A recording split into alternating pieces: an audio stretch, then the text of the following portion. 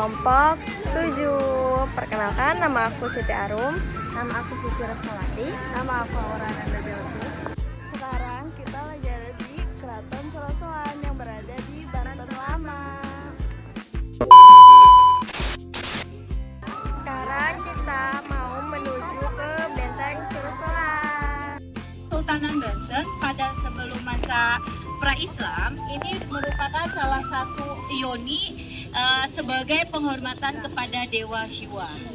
Ya, yang kemudian setelah Islam masuk, Banten dikuasai oleh Syarif Hidayatullah. Yoni ini difungsikan untuk tempat penambatan perahu. Ya, karena di sini memang ada kanal, di mana kanal ini memotong alur jalur ke sana sampai ke kanal di belakang sana. Ada juga watu yang serupa, yang itu namanya watu Singayaksa, di mana watu Singayaksa ini adanya di bagian sebelah sana, berdekatan tidak jauh dengan lingkungan masjid. Nah, itu tempat duduknya para orang-orang yang diperintahkan oleh Sultan untuk memberikan pengumuman atau woro-woro.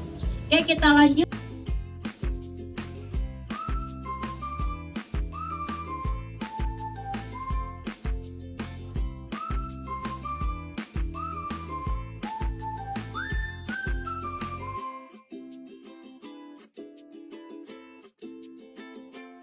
Banten sudah memiliki pelabuhan internasional yang dikenal dengan Karangantung. Di mana di pelabuhan Karangantung ini sudah terdapat banyak para pedagang-pedagang dari Asia, dari Malabar, Benggala, Persia, Arab, Keling, ya, Abisinia. Mereka sudah banyak melakukan perdagangan ke Banten dan bahkan orang-orang di sekitar pesisir Banten sudah banyak yang menganut agama Islam dengan cara pernikahan dengan para pedagang.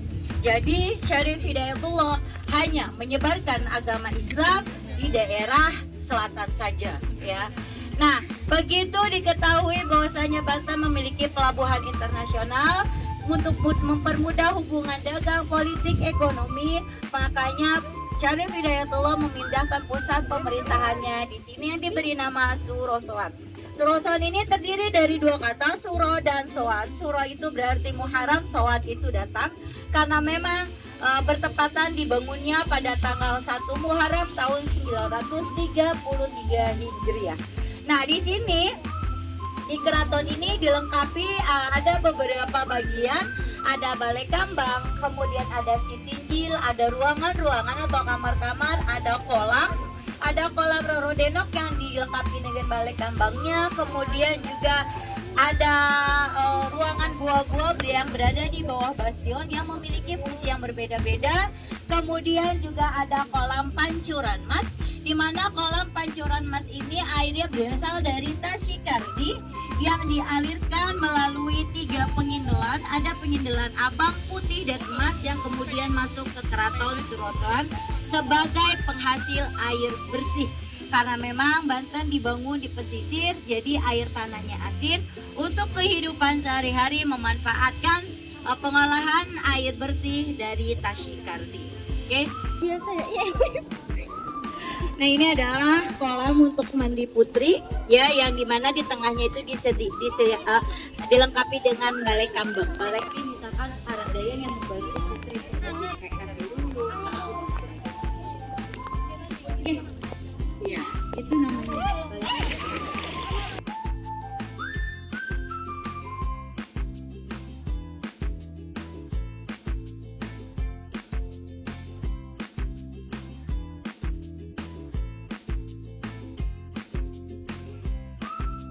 Kita mau lanjut ke museum. Sebagaimana kloter sebelumnya, nanti yang di dalam museum ini akan saya pandu. Kita bakal keliling, kemudian nonton. Jadi selamat datang, saya ucapkan di sini depan di Bakalan Banten Lama. Museum ini merupakan museum tematik tentang peninggalan dari Kesultanan Banten. Secara organisasi kami sekarang berada di bawah Balai Pelestarian Kebudayaan Wilayah 8 Kementerian Kebudayaan gitu. Dan masuk ke sejarah tentang Kesultanan Banten, Jadi dulu awalnya Banten itu menganut agama Hindu. Tuh, jadi sebelum Syarif Hidayatullah datang, wilayah Banten itu berada di bawah kekuasaannya Pajajaran. Untuk umum, karena ayam ini bisa jadi kiasan, bisa jadi ayam beneran. Yang penting nilainya adalah mereka menaruh kekuatannya. Nah, ketika itu Syarif Hidayatullah ternyata menang dan bersedia untuk dibawa ke pemimpinan Syarif Hidayatullah. Nah, dari situ tetapi Syarif Hidayatullah tidak mau memimpin Banten. Jadi beliau kembali ke Cirebon dan kepemimpinan di Banten dipegang oleh anaknya Maulana Hasanuddin. Di tahun 1552 itu Banten mulai didirikan.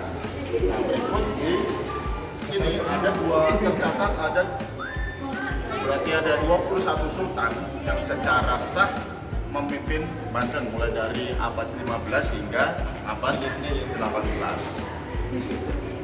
Nah, kepemimpinan Banten pada masa kejayaannya itu di tahun 1651 hingga 1672 di bawah kepemimpinan Sultan Ageng Tirtayasa. Nah, kemudian kita bergerak ke samping. Nah, berikut merupakan gambaran dari Banten pada masa lalu, di mana Banten itu hingga saat ini sebenarnya kalian bisa melihat kanal-kanal yang ada. Jadi dulu kapal-kapal dagang yang berukuran besar itu berhenti di sekitar Pulau Lima. Nah, dari Pulau Lima itu akan ada kapal skoci. Nah, kapal skoci itu yang akan masuk ke area Banten melalui kanal-kanal yang ada.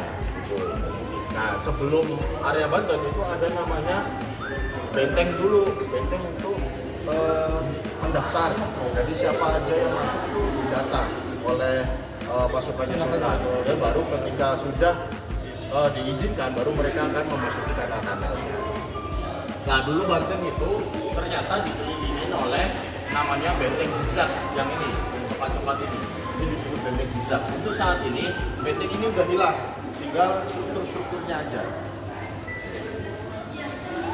Nah, kemudian Banten dulu itu merupakan kerajaan besar yang diakui di dunia internasional hingga Sultan itu mampu bernegosiasi dengan Raja Inggris mengirimkan dua perwakilannya, yaitu Kiai Kabehi sama Kiai Abu Jaya Sedana. Mereka yang dibuka oleh Sultan bernegosiasi dengan Inggris. Nah, karena Banten itu memiliki pelabuhan yang besar dan ramai, maka wajar ketika ada berbagai negara yang datang untuk melakukan transaksi, terutama Banten saat itu dikenal sebagai jalur rempahnya. Perdagangan rempahnya sangat besar sehingga berbagai negara mulai dari Belanda, Portugis, Cina, Jepang itu datang ke Banten. Nah, yang paling memiliki pengaruh besar di Banten saat itu perdagangannya adalah miliknya VOC, sebuah organisasi dagang dari Belanda. Nah, semakin lama mereka semakin mengangkat di Banten hingga akhirnya mereka mampu membuat sebuah benteng sendiri yang disebut sebagai benteng Spelwijk. Jadi Spelwijk ini buatannya Belanda, khusus dibuat untuk mereka sendiri. Dan pada tahun 1808 akhirnya Keraton Sorosoan itu dihanguskan oleh Belanda di bawah kepemimpinan Jenderal Daendels. Gitu. Jadi 1808 itu Sorosoan udah hancur, maka dari itu banyak yang mengungsi ke arah Kaibon.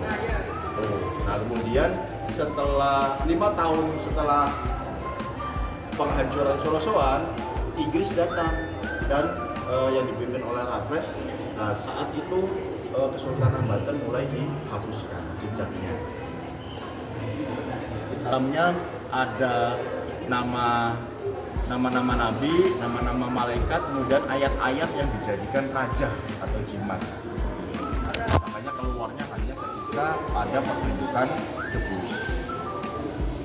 Artefak yang kami temukan di sekitar pelabuhan Karangantu, ada jangkar kayu, ada fragmen kapal, kemudian ada ini timah.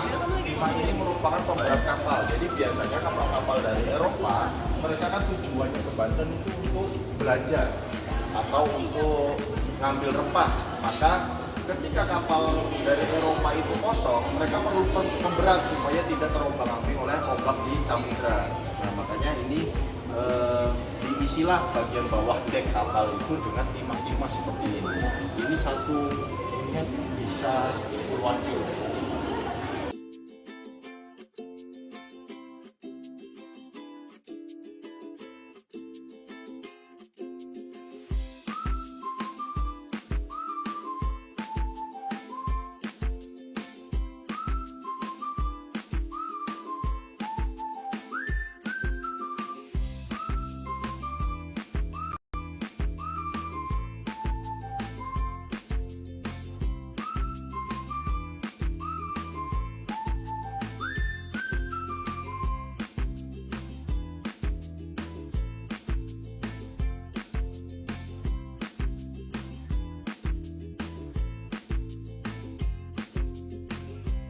Situs Kepurbakalaan Banten Lama.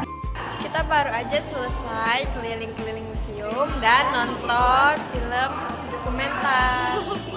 Terima kasih sudah menonton.